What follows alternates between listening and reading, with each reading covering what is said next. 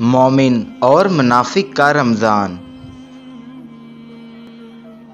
حضرت ابو ہریرہ رضی اللہ تعالیٰ عنہ سے روایت ہے کہ رسول اللہ صلی اللہ علیہ وآلہ وسلم نے ارشاد فرمایا، تم پر ایک مہینہ آ رہا ہے جس سے بہتر مسلمانوں پر کوئی مہینہ نہیں گزرتا، اور منافقین پر اس سے بدتر کوئی مہینہ نہیں گزرتا۔ اس کے آنے سے پہلے ہی اللہ سبحانہ و تعالیٰ قدردان کے لیے اجر و ثواب اور ناقدری کرنے والے کے لیے گناہ و وبال لکھ دیتے ہیں۔ یہ اس وجہ سے کہ مومن اس مہینے میں عبادات کے لیے پہلے سے تیاری کر لیتا ہے، جبکہ منافق اس مہینے میں مومنین کو غفلت میں ڈالنے اور انہیں نقصان پہنچانے کے در پہ رہتا ہے۔